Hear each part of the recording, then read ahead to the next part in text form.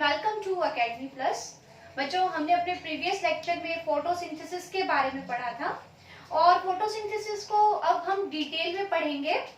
तो देखिए, फोटोसिंथेसिस के बारे में जो हमने पढ़ा था कि फोटोसिंथेसिस एक ऐसी प्रोसेस है जिसमें ऑर्गेनिक फूड प्रिपेयर करते हैं ऑर्गेनिजम्स अपनी बॉडी के अंदर और लाइट एनर्जी की हेल्प से, है ना। ये हमने इतना पढ़ा था। आज हम जो डिस्कस करेंगे वो है साइट ऑफ फोटोसिंथेसिस। देखिए, फोटोसिंथेसिस कहाँ होती है, तो मैंने आपको इसके लिए बताया था कि प्लांट्स के अंदर फोटोसिंथेसिस हर उस पार्ट में होगी जहां ग्रीन कलर प्रेजेंट होगा। मीन्स अगर लीव्स की बात करें तो मोस्ट कॉमनली हम लीव्स का ही एग्जांपल पढ़ते हैं, बट अपार्ट फ्रॉम लीफ अगर प्लांट का कोई दूसरा पार्ट भी ग्रीन है तो in all parts, green parts of the plant photosynthesis होती है।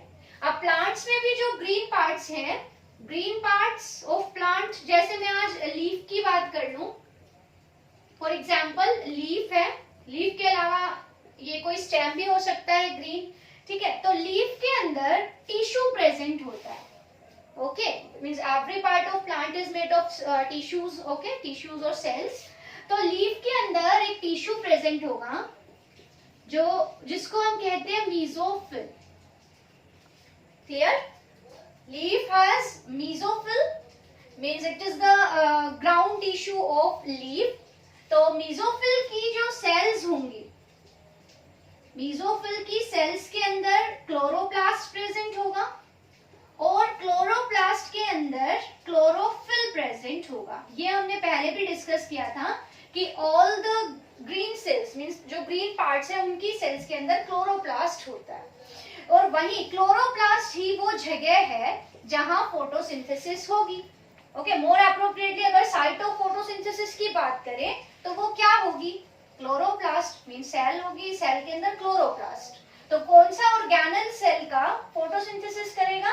क्लोरोप्लास्ट। तो अगर हमें फोटोसिंथेसिस को और डिटेल में पढ़ना है तो उससे पहले हमें क्लोरोप्लास्ट के स्ट्रक्चर को एक बार समझना पड़ेगा।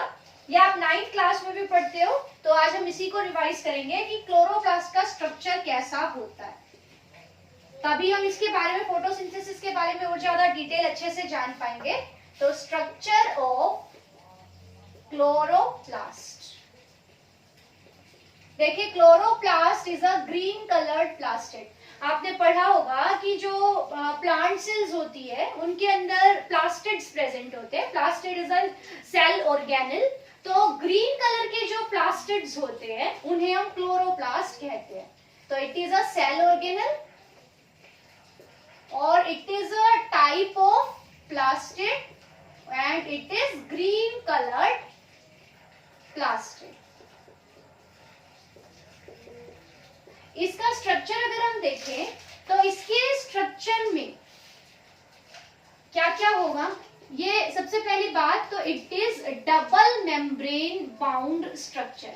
मींस साइटोप्लाज्म से इसको अलग करने के लिए दो बाउंड्री प्रेजेंट हो गई, तो डबल मेम्ब्रेन बाउंड स्ट्रक्चर होता है। It is having to membranes. दो मेम्ब्रेन्स के बीच में स्पेस प्रेजेंट होगा जिसे हम इंटरमेम्ब्रेन स्पेस बोलेंगे। और साथ ही साथ क्लोरोप्लास्ट के अंदर भी एक और सिस्टम होता है मेम्ब्रेन का। तो इसको डायग्रामेटिकली समझते हैं। देखो, सबसे पहले मैं बनाती हूँ क्लोरोप्लास्ट की बाउंड्री। तो chloroplast is lens shaped organelle, पर कई प्लांट्स में इसकी शेप वेरी करती है। कई प्लांट्स में ये कप शेप होता है, जैसे एल्गी में, कुछ में रिबन शेप होता है। तो शेप में वेरी। तो हम बना रहे हैं इसको, दो मेम्ब्रेन बना रही हूं मैं। दोनों मेम्ब्रेन के बीच में गैप प्रेजेंट होगा, स्पेस प्रेजेंट होगा और ये स्पेस कहलाएगा intermembranous space. So these are two membranes of chloroplast. ये outer membrane है, outer membrane of chloroplast। ये inner membrane है क्लोरोप्लास्ट की और दोनों मेम्ब्रेन के बीच में this is intermembranous space। Inter मतलब बीच में, दो मेम्ब्रेन्स के बीच का जो ये स्पेस है, this is intermembranous space. Clear? अब क्लोरोप्लास्ट के अंदर क्या है, क्लोरोप्लास्ट के अंदर भी मेम्ब्रेन बाउंड स्ट्रक्चर्स होते हैं, सिंगल मेम्ब्रेन बाउंड स्ट्रक्चर होंगे जो इस तरह से आपको दिखेंगे। जैसे ये कॉइन की तरह, जैसे कॉइन होता है, एक सिक्का होता है, उस तरह के स्ट्रक्चर होंगे, ऐसे ऐसे कॉइन जैसे स्ट्रक्चर प्रेजेंट होंगे। ये सिंगल मेम्ब्रेन से बाउंड है और इन स्ट्रक्चर्स को हम कहेंगे thylakoids. This is a thylakoid. Thylakoid क्या है, एक सिंगल मेम्ब्रेन से बना हुआ पाउच जैसा स्ट्रक्चर है, surrounded by a single membrane. और इस तरह से बहुत सारे थाइलेकोइड्स इसके अंदर होंगे। अब कुछ थाइलेकोइड्स क्या करते हैं, एक के ऊपर एक अरेंज हो जाते हैं, एक स्टैक बना लेते हैं, एक ग्रुप में अरेंज हो जाते हैं, वन ऑन अदर। तो इस तरह से फिर ये दिखेंगे हमें, ऐसे एक के ऊपर एक ये थाइलेकोइड अरेंज हो गए और ये पूरा एक स्टैक बन गया, एक पूरा ग्रुप बन गया इन थाइलेकोइड्स का। इसी तरह से ये और भी थाइलेकोइड्स है, ये भी एक के ऊपर एक अरेंज हो गए, इनका ग्रुप बन गया। So these structures arrange one on another to form a stack. Okay, तो इस तरह से इन्होंने एक स्टैक बना लिया ऐसे। तो ये जो थाइलेकोइड है, ये जब एक के ऊपर एक अरेंज हो गए तो इनका एक ग्रुप बन गया। इस पूरे एक ग्रुप को हम कहेंगे ग्रेनम। मींस ये जो पूरा स्टैक है, आपको यहां से यहां तक दिख रहा है, ये स्ट्रक्चर क्या कहलाएगा, ग्रेनम। तो ऐसे बहुत सारे ग्रेनम होंगे। तो सिंगुलर तो हम कहेंगे granum. Granum is stack of thylakoid. Means जब थाइलेकोइड एक के ऊपर एक अरेंज हो जाते हैं तो उनका जो पूरा स्टैक बनता है उसको हम ग्रेनम कहेंगे। ग्रेनम सिंगुलर है और इसका प्लूरल होगा grana, GRANA, this is plural. So these all are grana. अब ये जो थाइलेकोइड्स है जो ग्रुप में अरेंज हो गए, इन्होंने तो बना लिया granum. So these are granal thylakoids. जो थाइलेकोइड्स ग्रेनम फॉर्म करेंगे वो हो गए ग्रेनल थाइलेकोइड्स। कुछ थाइलेकोइड्स क्या कर रहे हैं, इनको आपस में जोड़ रहे हैं। जैसे आप देख रहे हो ये बीच वाले जो थाइलेकोइड्स हैं, ये वाले, ये एक ग्रेनम को दूसरे से जोड़ रहे हैं, इंटरकनेक्ट कर रहे हैं।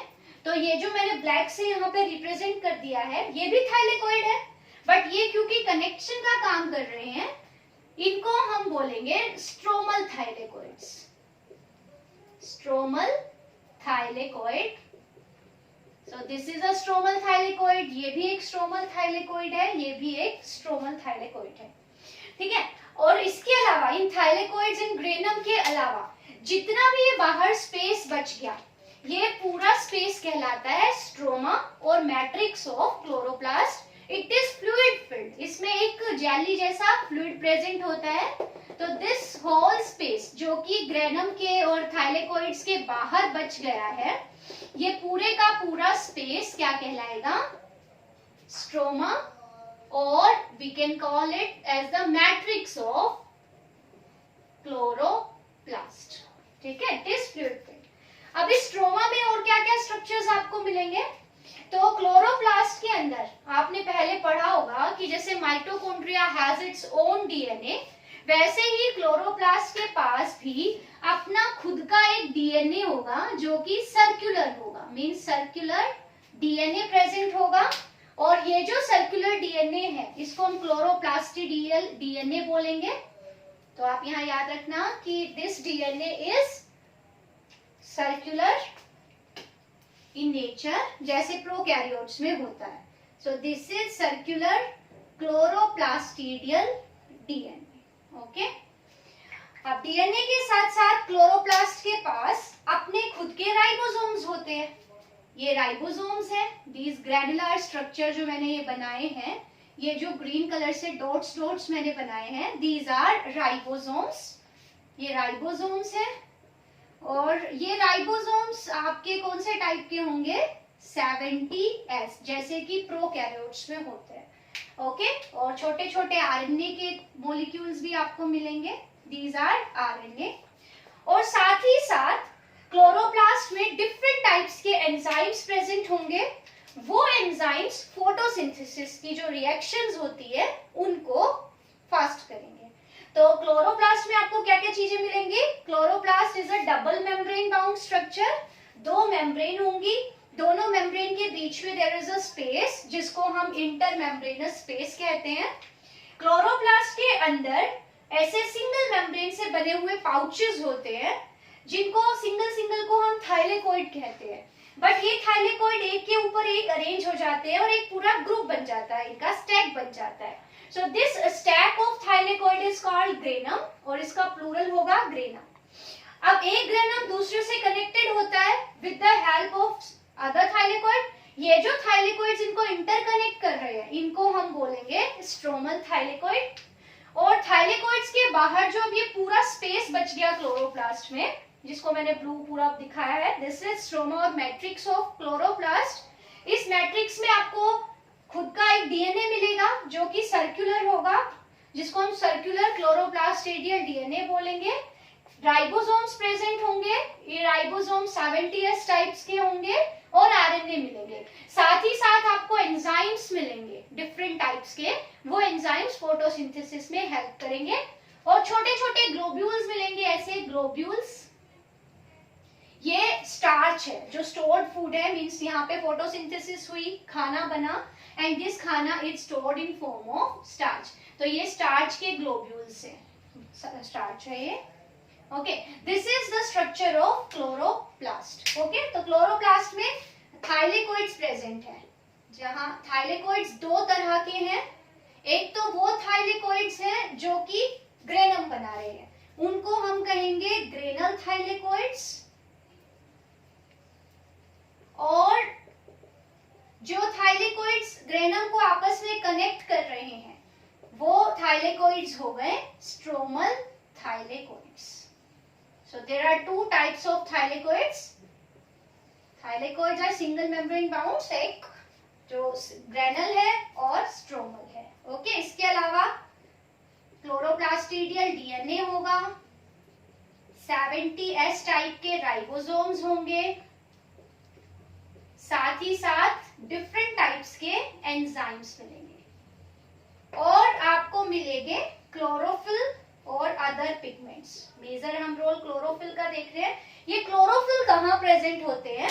क्लोरोफिल मॉलिक्यूल्स आपको मिलेंगे थाइलेकोइड की मेम्ब्रेन पे, जैसे मैं ब्लू डॉट्स लगा रही हूँ, ये आपके हैं क्लोरोफिल के मॉलिक्यूल्स। तो क्लोरोफिल इज लोकेटेड ऑन थाइलेकोइड्स। तो क्लोरोफिल के जो मॉलिक्यूल्स हैं is located on thylakoid membrane.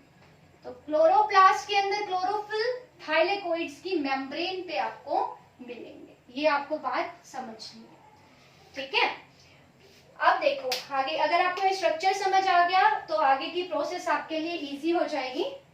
अब जो फोटोसिंथेसिस पे चलते हैं, हम अपने मेन टॉपिक पे चलते हैं, वो है हमारा फोटोसिंथेसिस। आप एक बार इसका फिर से रिवाइज कर लीजिए, देख लीजिए, ये क्लोरोप्लास्ट का स्ट्रक्चर है। अब मैंने आपको बताया कि फोटोसिंथेसिस की साइट है क्लोरोप्लास्ट और फोटोसिंथेसिस से फूड प्रिपेयर होगा, तो इसलिए हम क्लोरोप्लास्ट को बोल सकते हैं किचन ऑफ सेल, क्योंकि खाना ये नहीं बन रहा है, खाना कहाँ बनता है? किचन में। So kitchen of the cell is chloroplast. Clear? अब जो फोटोसिंथेसिस है, मैंने आपको एक रिएक्शन लिखी थी, वो एक सिंपल प्रोसेस मैंने आपको समझाई थी, बट वो प्रोसेस बहुत कॉम्प्लिकेटेड है। और ये जो फोटोसिंथेसिस की प्रोसेस है, इनमें ढेर सारी रिएक्शंस होती है। इन रिएक्शंस को हम दो ग्रुप्स में बांट सकते हैं। एक तो वो रिएक्शंस है जो लाइट पे डायरेक्टली डिपेंड करती है, और कुछ वो रिएक्शंस है जो लाइट पे डायरेक्टली डिपेंड नहीं कर रही है बट इनडायरेक्टली डिपेंड कर रही है। सो फोटोसिंथेसिस को जो रिएक्शंस होंगी उनको हम दो ग्रुप्स में बांट सकते हैं। मींस जो फोटोसिंथेसिस है, फोटोसिंथेसिस में there are involved many reactions. जो मैंने आपको एक रिएक्शन लिखी थी वो सिंपल वर्ड्स में, वो एक्चुअली एक कॉम्प्लेक्स प्रोसेस है और वो रिएक्शन बहुत सारे सब स्टेप्स में होती है। हमने उसका अल्टीमेट रिजल्ट लिखा था, बट जो फोटोसिंथेसिस की प्रोसेस प्रोसेस है वो उसमें बहुत सारी रिएक्शंस इन्वॉल्व होती है। ये जो रिएक्शंस और प्रोसेसेस हैं इनको हम दो कैटेगरीज में बांट सकते हैं। एक तो वो रिएक्शंस जिनको डायरेक्टली लाइट की जरूरत होती है उनको हम कहते हैं लाइट रिएक्शंस, और जो दूसरी रिएक्शंस हैं जो मैंने आपको बताई जो डायरेक्टली लाइट पे डिपेंड नहीं कर रही है उनको हम कहते हैं dark reactions. So there are two types of reactions involved in photosynthesis और photosynthetic act। ये प्रोसेस कुछ तो ऐसी है जो डायरेक्टली लाइट पे डिपेंड करेंगी, तो ये जो रिएक्शंस हैं जो डायरेक्टली डिपेंडेंट ऑन लाइट इनको हम कहेंगे लाइट रिएक्शन। इनको डिटेल में पढ़ेंगे नेक्स्ट लेक्चर में। अभी के लिए आपको याद करना है कि लाइट रिएक्शंस को हम फोटोकेमिकल फेज भी कहते हैं, क्योंकि लाइट पे डिपेंड कर रहा है और केमिकल रिएक्शंस है, तो ये जो रिएक्शंस है इनको हम क्या कह देते हैं, फोटोकेमिकल फेज। और जो डार्क रिएक्शन है, खाना डार्क रिएक्शन से बनता है। CO2 का जो रिडक्शन है फूड के अंदर वो डायरेक्टली डिपेंडेंट नहीं है लाइट पे, वो डिटेल में पढ़ेंगे। अभी के लिए याद रखना है कि जो खाना बनने का जो प्रोसेस होगा वो डायरेक्टली डिपेंडेंट नहीं है लाइट पे, बट इनडायरेक्टली डिपेंडेंट है। तो यहाँ पे जो डार्क रिएक्शन है क्योंकि इसके दौरान खाना बन रहा है तो हम इसे कहेंगे biosynthetic phase. So there are two phase or two types of reactions involved in photosynthesis. Some reactions are directly dependent on light. These reactions are called light reactions और photochemical phase भी बोल सकते हैं इसको।